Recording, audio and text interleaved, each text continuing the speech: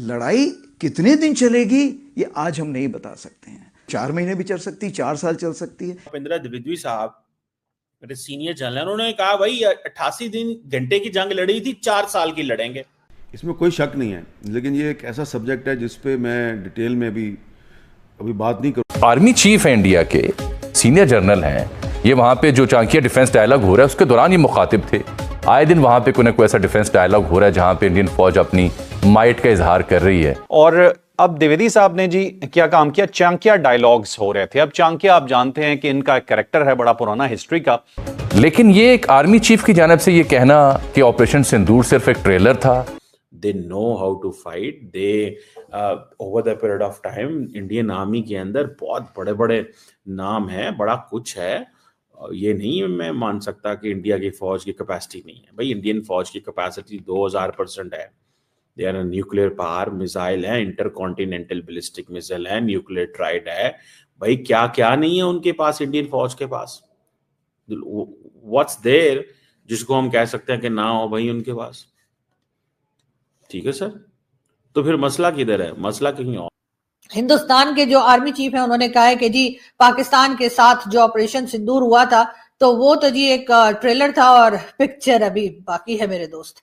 मतलब ये कैसी बातें कर रहे हैं सर आप? पहले ही मतलब हम यहाँ पे परेशान है, उधर से हर दूसरे दिन जो है अफगानिस्तान साइड से टीटीपी आके हमारे कान के नीचे 2 लगा के जाता है और उसके बाद आप भी इस किस्म की बातें करें। कम से कम आप तो अच्छी बात करें। ठीक है, हम ये नहीं कह रहे कि आप हमारे साथ जो है वो कोई मोहब्बत की बात करें या कोई दोस्ती की बात करें या कोई अच्छे टर्म्स की बात करें, लेकिन कम से कम ये तो मत बोले कि जी अभी तो ट्रेलर दिखाया था, अभी पिक्चर दिखाएंगे और ये वो। भाई ऐसी बातें आप करते तो आपको पता है ना कि हमारे लोगों में खलबली मच जाती है। और भूपेंद्र द्विवेदी ने ये कहा है कि हम अपने हमसाये को सिखाएंगे कि हमसायों की तरह कैसे रहा जाता है। अभी तो ट्रेलर चला है, असली फिल्म तो बाकी है। आपको लगता है कि वाकईतन India is still up to attack Pakistan yet again? आपको लगता है?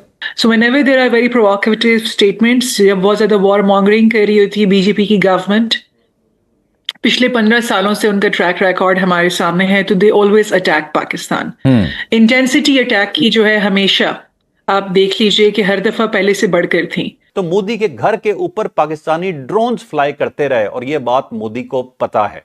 और इस दफा अगर आप कोई हरकत करेंगे तो जरूरी नहीं है कि हर बात पाकिस्तान इस तरह की रिस्पॉन्सिबिलिटी का मुजाहरा करे। आप जंग करेंगे तो जंग का मतलब फिर जंग ही है, फिर आपके साथ कुछ भी हो जाए। I think the most important thing is कि शायद ये कहा जा रहा है कि इंडियन फौज के पास अभी वो इक्विपमेंट या वेपन या वो प्रिपेयर्डनेस ही नहीं है लंबी जंग लड़ने के लिए। So that's why they had to get agree for the cease fire.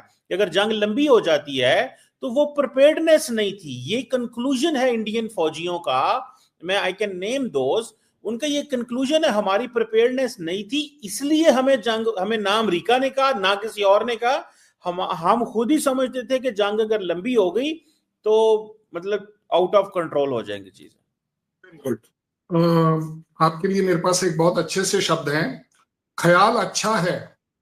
ख्याल आपका अच्छा है मन बहलाने के लिए, इसमें कोई डाउट नहीं। और मैं आपको अलाउ करता हूं कि जा सिमरन जा जी ले, बिल्कुल 100% अलाउड है।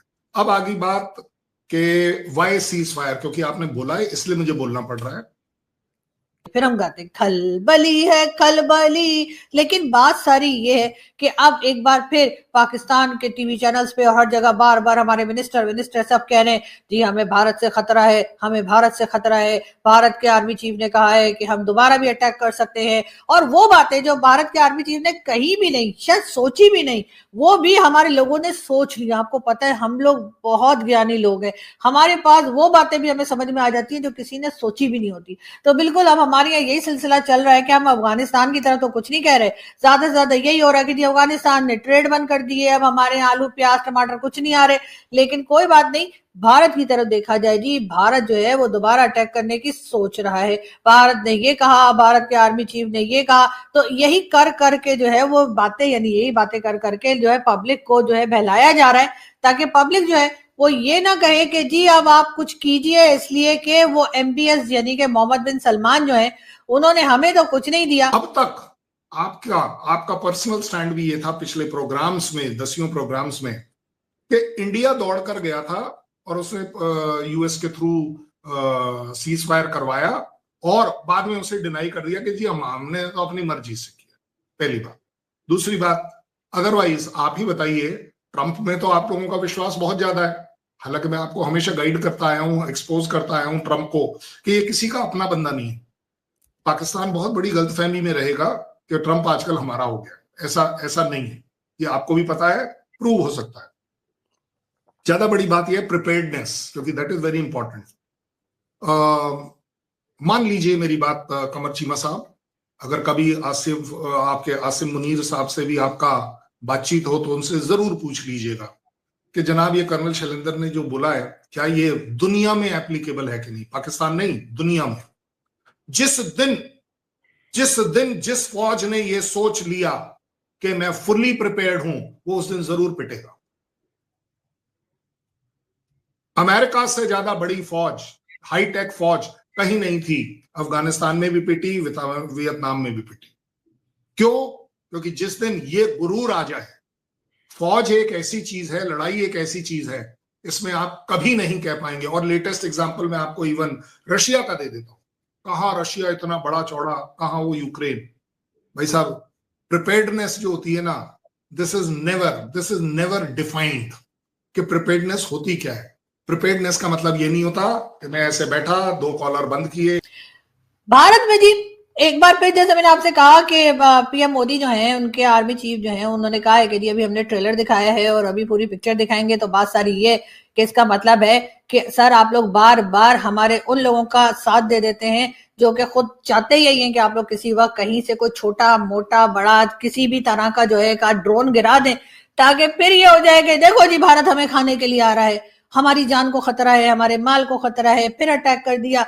और इसी तरह की चीजें कर करके आप फिर बहुत से लोगों को तमगे दिला देंगे हमारे। हम बता रहे हैं, पहले बहुत से लोग जो है तमगे लेके बैठे हुए, और जो रह गए उनको मैंने सुना है मार्च में, मतलब जो 23 मार्च होती है ना हमारे, 23 मार्च को बाकी लोगों के नाम की लिस्ट आ गई है, उनको भी तमगे मिल जाएंगे। हालांकि जिन लोगों को मिल रहे हैं उनको भी समझ में नहीं आ रहा कि आखिर उन्होंने किया क्या है। मतलब सिर्फ ट्विटर पे बैठ के कटाकट करने से तमगे मिल जाते हैं, ऐसा तो हमने पहली बार होते देखा है। लेकिन खैर कोई बात नहीं, बड़े बड़े देशों में ऐसी छोटी छोटी बातें होती रहती हैं, और यकीनन पाकिस्तान उन देशों में से है या उन कंट्रीज में से है जहां पे जो कुछ होता है वो किसी की समझ में नहीं आता। खास तौर पे इंडियंस की तो बिल्कुल ही समझ में नहीं आता। वो बार बार पूछते रहते हैं आप लोग हैप्पी इंडेक्स में ऊपर कैसे हैं पाकिस्तान, मतलब इंडियन से ज्यादा आप लोग खुश हैं। तो आप लोग देख लीजिए, मतलब हम इस वक्त भी खुश हैं जिस वक्त आप लोगों ने ऑपरेशन सिंदूर किया, हम अभी भी खुश हैं और हम आगे भी खुश होंगे। अगर आपने दोबारा ऑपरेशन सिंदूर 2 किया तो हमारे लोग और खुश हो जाएंगे। तो आप यही समझे कि हमारे यहाँ तो बस इसी किस्म के झुंझू किस्म के लोग बैठे हुए जो हर वक्त यही कहते रहते हैं कि जी हम जो है, हम खुदा की बनाई हुई एक खास इस्लामिक फौज है और इसीलिए हम हर एक से लड़ते रहते हैं। लेकिन कई लोगों ने ये भी कहा सर फिर ये भी बता दीजिए कि ये जो बाकी की 52 53 इस्लामिक कंट्रीज हैं उनकी फौज क्या है।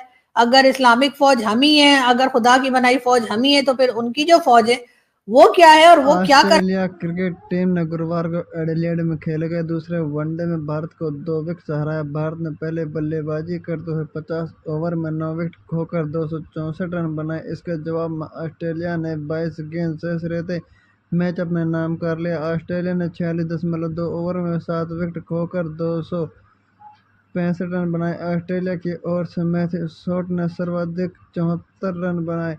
भारत के लिए अर्शदीप, हर्षित राणा और वर्थिंगटन सुंदर ने 2-2 विकेट लिए। भारत की 3 मैचों की वनडे सीरीज में लगातार दूसरी हार है। इससे पहले पर्थ में खेला गया पहला वनडे ऑस्ट्रेलिया ने 7 विकेट से जीता था। 265 रन का लक्ष्य के पीछे करने उतरी ऑस्ट्रेलिया की टीम की शुरुआत खराब रही थी। टीम के कप्तान मिचेल मार्श 11 रन बना सके। सलामी बल्लेबाज ट्रेविस हेड 40 गेंद में 28 रन बनाकर आउट हुए थे। मैट रैनसो ने 30 रन बनाए। एलेक्स कैरी 9 रन बना सके। मैथ्यू शॉट ने 78 गेंद में 74 रन की धमाकेदार पारी खेली। मिचेल ओवन ने 36 रन बनाए। ब्रेट लेट 5 गेंद में 3 रन बनाकर आउट हो गए। मिचेल स्टार्क 4 रन बना सके। कपूर 53 गेंद में 61 रन की नाबाद पारी खेल कर लौटे थे। भारत ने टॉस जीतकर पहले बल्लेबाजी करते हुए ऑस्ट्रेलिया के सामने 265 रन का लक्ष्य दिया था। इस मुकाबले में भारत को अच्छी शुरुआत नहीं मिली। शुभमन गिल 8 और विराट कोहली लगातार दूसरे मैच में बिना खाता खोले आउट हो गए। रोहित शर्मा ने 73, श्रेयस अय्यर 61 और अक्षर पटेल ने 44 रन बनाए। ऑस्ट्रेलिया के लिए एडम जाम्पा ने 4, जोवी बोल्ट ने 3 विकेट निकाले और 2 विकेट मिचेल स्टार्क को मिले थे।